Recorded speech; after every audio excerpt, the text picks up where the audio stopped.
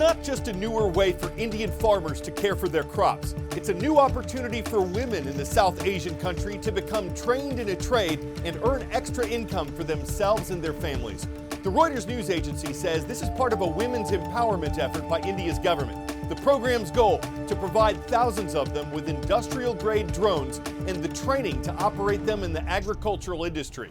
It's an important part of the economy in the world's most populated nation, and the Drone Sisters, as they're called in the program, utilize vehicles weighing between 50 and 80 pounds to fertilize crops and spray pesticides. They can earn about $52 per job doing this. One farmer says the drones save time and lower the risk of a worker running into snakes and scorpions in the fields. And a company that participates says the program helps women earn respect in society and the confidence that they can do anything.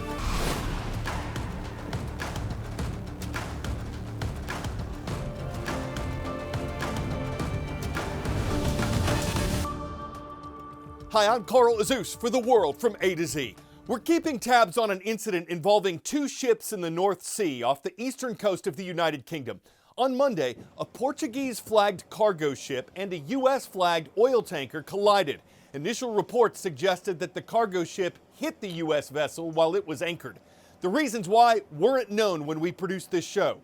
One of the companies involved said there were multiple explosions. Dozens of crew members were rescued. There were reports one was missing last night. And experts are concerned about what kind of environmental impact this might have. The U.S.-flagged ship was carrying jet fuel. Its operator says the tank holding that was ruptured in the collision, causing some of the fuel to leak out into the North Sea. Experts say how much of that spills, what conditions at sea are like, and how quickly cleanup crews can get to it will all determine how much damage this does to the environment. There are also questions about the other ship's cargo of sodium cyanide. The incident occurred in a busy part of the ocean that sees a lot of maritime traffic. Another topic we've been following is the rise of artificial intelligence and the dangers of deepfakes, when it looks like someone is saying or doing something they never actually said or did. And now it's time to play Fast Money! Steve Harvey is best known as a man who runs game shows and awards money. Well, that's $20,000, y'all. But after decades in the spotlight, his likeness and voice are now being used by scam artists who are utilizing AI to trick his fans into giving their money away. I've been telling you guys for months to... Like this Medicare scam, viewed millions of times. With over 100 million TV viewers and social media followers, Harvey is among a growing number of celebrities speaking out, backing new legislation and technologies that aim to protect a celebrity's image. How does this affect you when your image is used in things like scams? See, that's hurtful because, look, I've prided myself on my brand being one of authenticity. I don't want fans of mine or people who aren't fans to be hurt by something because I said go do it, and it wasn't even me. Several new pieces of legislation aimed at combating deepfake AI are now being considered by Congress. I'm here with you today with a common goal. First Lady Melania Trump has thrown her support behind the Take It Down Act. Another bill, called the No Fakes Act, aims to hold creators and platforms liable for unauthorized AI-generated images, videos, and sound.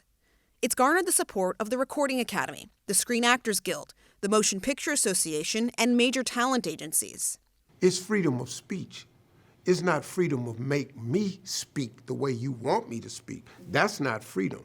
That's abuse. Harvey wants the legislation to include harsh punishments, including financial penalties and even jail time. If you make money off lying to people, scamming people, then I think that's worthy of a fine and some time. Harvey now uses a new platform called Vermilio to help him track and request takedowns of the ever-growing number of deepfakes of himself popping up every day.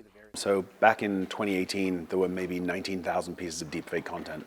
Today, there are roughly 1 million created every minute. So trying to find and play this game of whack-a-mole is quite complex. Vermilio CEO Dan Neely says deepfakes can run the gamut, from AI chatbots acting as a famous person to AI-generated phone calls that mimic a celebrity's voice. As the technology improves at a rapid pace, celebrities are now agitating for Washington to keep up. I mean, why wait? How many people we got to watch get hurt by this before somebody does something?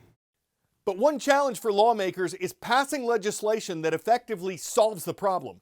Critics of the existing bills say they're not clear enough and that they could be abused to take down legal content that someone just didn't want out there. Analysts say one thing that is clear is that the technology is evolving faster than the laws that would govern it. Word of knowledge. Which of these diseases was first reported in the U.S. on March the 11th, 1918? Measles, Spanish flu, bubonic plague, HIV/AIDS. It was on this date in 1918 that America saw its first cases of Spanish flu, which claimed more lives than World War I. More historic topics are next.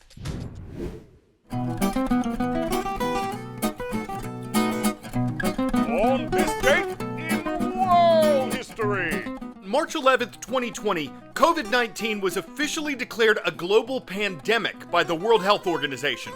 At the time, 118,000 cases of the disease had been reported in 114 countries. U.S. President Donald Trump temporarily banned foreign travel from 26 European countries on this date. March 11th, 2011 saw the most powerful earthquake ever to hit Japan. The 9.0 magnitude tremor triggered a tsunami with 30-foot waves and damaged several nuclear reactors, including ones at the Fukushima Daiichi plant that forced massive evacuations. In all, nearly 20,000 people lost their lives. You've heard of watercolor painting, but what about underwater color painting? Crimean artist Pyotr Dotsenko delves deep in his quest for inspiration, up to 30 feet below the ocean's surface. Since February, he's been suiting up in scuba gear and diving down with tubes of paint and a canvas, where he paints using palette knives instead of brushes so that the paint doesn't scatter. Dotsenko uses a technique known as alla prima, Italian for at first attempt. It's where paint is quickly put on already applied layers of wet paint, a style of artwork that is developed over a very short period of time. And Dotsenko does have to work quickly to finish his painting completely before his oxygen tank runs out. Everything went wonderfully. I was painting at a depth of 6 meters for 75 minutes. I found a subject and anchor, and here's how I portrayed it. His idea to paint underwater was inspired by Frenchman André Lebon, a cameraman for Jacques Cousteau. He was the first underwater artist in history. Dotsenko says he prefers using a broader palette of colors than Lebon did. When we bring the painting out of the sea, it becomes very bright. If you catch a lobster or a squid in a body of water, it appears to be greenish or bluish, but when you pull it out, it looks quite beautiful. Dotsenko wants to capture as many underwater scenes as possible and bring them ashore. But his dream is to establish an underwater museum. For now, he'll have to settle for an exhibit on land. He currently has several works on display in Sevastopol.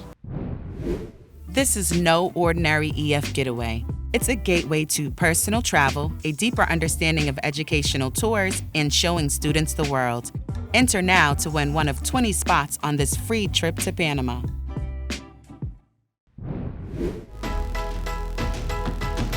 Not a bad trivia question to ask what the Green Mountain State is. Of course, that's no mystery to our viewers in Vermont.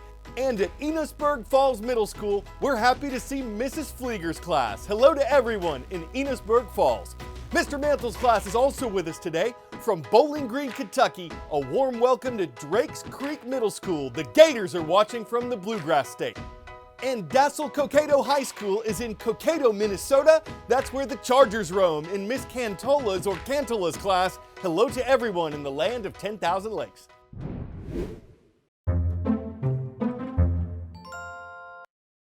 Like many toddlers all around the world, this girl from Massachusetts loves her baby doll. She recently took it to the aquarium where she accidentally dropped her stuffed companion into a large ocean tank. The turtles inside did not snap it up. One even gave the doll a ride on its back before aquarium officials rescued it, sanitized it, and got the baby doll back into the arms of the baby girl. One turtle was able to Donatello all the others. Leonard, don't miss the chance to swim Michelangelo over, and Raphael, help out with your ninja skills. The doll might have splintered off from her owner, but we got to hold a rock-steady resolve to keep it out of the shredder or the sewer. I'm Coral Azuz, coming out of my shell to host the world from A to Z, and seeing you again tomorrow would be totally awesome.